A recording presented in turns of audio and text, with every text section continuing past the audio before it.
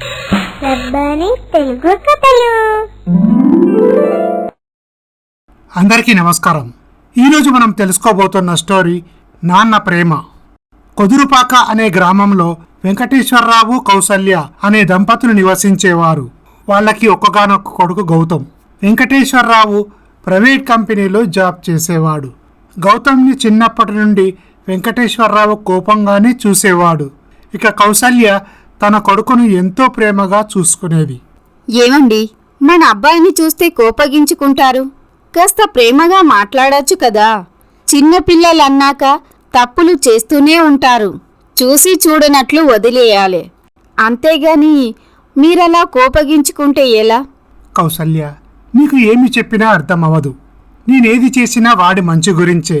ఈ విధముగా జరుగుతుండగా గౌతమ్ పెరిగి పెద్దవాడవుతాడు. అమ్మా, నాకు మెరిట్ మార్కులు వచ్చినా నేను కోరుకున్న కాలేజీలో సీటు దొరకలేదు, కాబట్టి డొనేషన్ కట్టాల్సిందే. అయినా నువ్వు డొనేషన్ కట్టి చదవాల్సిన అవసరం లేదురా. ఏ కాలేజీలో సీటు వచ్చిందో అదే కాలేజీలో చదువు. లక్షలకు లక్షలు నేను ఎక్కడి నుండి తీసుకురావాలి? అమ్మా, డబ్బులు అప్పుగా తీసుకువచ్చి ఇవ్వమను. నేను ఏదైనా పార్ట్ టైం జాబ్ చేసి ఆ అప్పు తీరుస్తాను అని చెప్పి గౌతమ్ అక్కడి నుండి వెళ్తాడు. ఏవండి, వాడితో కాస్త ప్రేమగా మాట్లాడచ్చు కదండి. నా మాట వినండి. ఆ డబ్బులు కట్టారనుకోండి, వాడి చదువు పూర్తయితే వానికో మంచి ఉద్యోగం వస్తుంది. ఇన్ని రోజులు నేను నీ మాటలు విన్నాను. ఈసారి నా ఈ ఒక్క కోరిక మన్నించండి. అప్పుడు వెంకటేశ్వరరావు డబ్బులు తీసుకువచ్చి ఇస్తాడు. మరునాడు ఉదయం, బాబు, మీ నాన్నగారు ఈ డబ్బుల కోసం నాన్నా తంటాలు పడ్డాడు. కష్టపడి చదివి మంచి మార్కులు సంపాదించు. అమ్మ, పిల్లలకు తల్లిదండ్రులు డొనేషన్ కట్టకపోతే బయటివారు కడతారా? మా ఫ్రెండ్స్ అందరి తల్లిదండ్రులు ఏం చేశారో నాన్నగారు కూడా అదే చేశారు. ఇందులో గొప్పేముంది? మా ఫ్రెండ్స్ వాళ్ళ తల్లిదండ్రులు ఏది అడిగినా కొనిస్తారు. కనీసం నాన్నగారు నాకు క్రికెట్ అంటే చాలా ఇష్టం, ఒక బ్యాట్ కొనివ్వమని ఎన్నిసార్లు అడిగినా కొనివ్వలేదు. మా ఫ్రెండ్స్ హాలిడేస్లో టూర్లకు వెళ్తారు, నాకు వెళ్ళాలని ఉండేది. కానీ నాన్నగారి గురించి తెలిసి తనని డబ్బులు అడగకపోయేవాడిని. ఒకవేళ అడిగినా డబ్బులు ఇచ్చేవాడు కాదు. చిన్నప్పటి నుండి ఎంత ఎంటర్టైన్మెంట్ మిస్ అయ్యానో నీకు తెలుసా?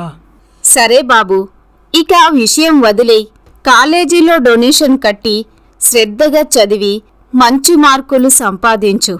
గౌతమ్ కాలేజీలో జాయిన్ అవుతాడు. ఇలా ఒకరోజు, అమ్మ, నాన్నగారి స్నేహితుడు శ్రీనివాసరావు కూడా నాన్నగారిలాగే ప్రైవేట్ కంపెనీలో జాబ్ చేస్తాడు. కానీ అతనికి పెద్ద బంగళా, కార్లు ఉన్నాయి.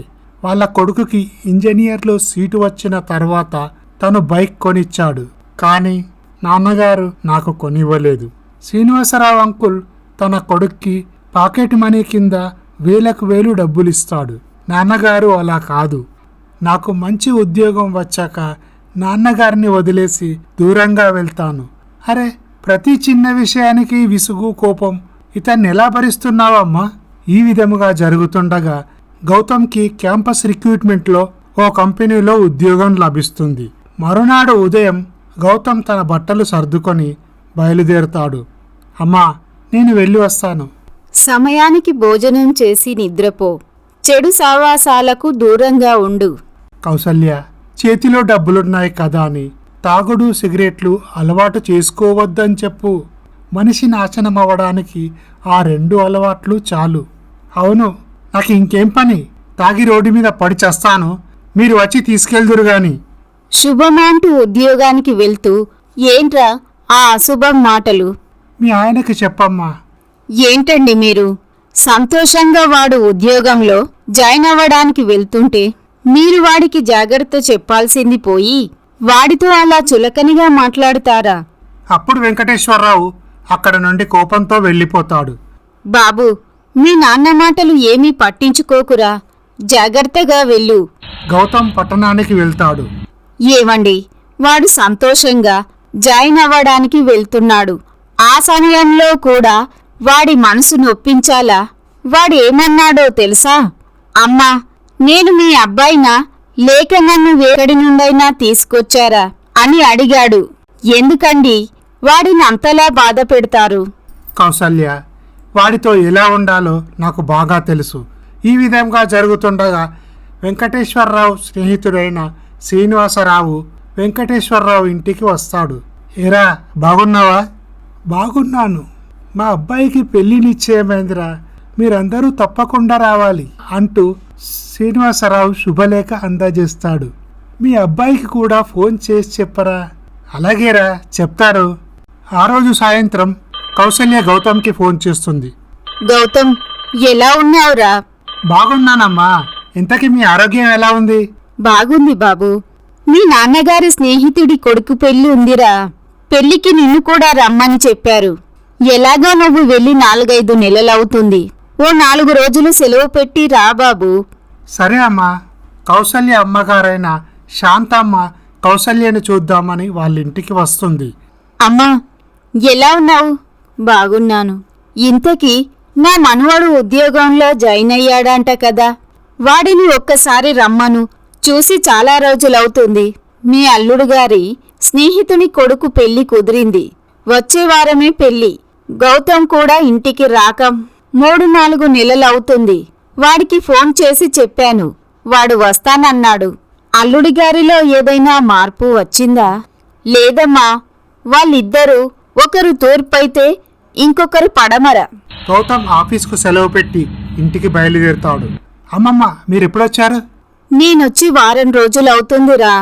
నిన్ను చూద్దామనే వచ్చాను. నువ్వు ఫ్రెష్ అప్ అయ్యిరా, మాట్లాడుకుందాం. సరే అమ్మమ్మ. గౌతమ్, మీ నాన్నగారు నీకు ఫోన్ చేసి మాట్లాడుతున్నారా? అంత సీన్ లేదమ్మమ్మ. మీ కూతురికి అడావుడి, మీ అల్లుడికి కోపం. ఏరా, నా కూతురికి అల్లుడికి వంకలు పెడతావా? భోజనం సిద్ధం చేశాను, రండి. అమ్మమ్మ ఇంకేటి విశేషాలు? మీ ఆరోగ్యం ఎలా ఉంది? బాగుంది బాబు. చిన్నప్పుడు మీరు రోజూ కథలు చెప్పేవారు. ఈరోజు మీరు కథ చెప్పాకే నిద్రపోతాను. సరే బాబు. ఒక ఊరిలో చలపతిరావు లక్ష్మి అనే దంపతులు నివసించేవారు. వారికి 3 సంతానం. పెద్ద కొడుకు పేరు రాఘవ. రాఘవ చాలా తెలివిగలవాడు. చిన్న కొడుకు పేరు ప్రసాద్, కూతురు పేరు మల్లిక. రాఘవ డిగ్రీ చదువుతుండగానే చలపతిరావు అకస్మాత్తుగా మరణిస్తాడు. తండ్రి అకాల మరణం చెందడంతో ఇంటి భారమంతా పెద్ద కొడుకు రాఘవపై పడుతుంది. అప్పుడు రాఘవ చదువు మధ్యలోనే ఆపేస్తాడు. తనకున్న చదువును బట్టి తండ్రి ఆఫీస్లో ఒక చిన్న ఉద్యోగంలో జాయిన్ అవుతాడు. రాఘవ పై చదువులు చదవాలన్న కోరిక అలాగే మిగిలిపోయింది. తన తమ్ముణ్ణి డిగ్రీ వరకు చదివించి చెల్లెలకి ఒక మంచి సంబంధం చూసి అప్పు చేసి మరీ పెళ్లి చేశాడు. ఇలా రాఘవ వివాహం కూడా జరుగుతుంది. తన తల్లి లక్ష్మి అనారోగ్యంతో మృతి చెందుతుంది.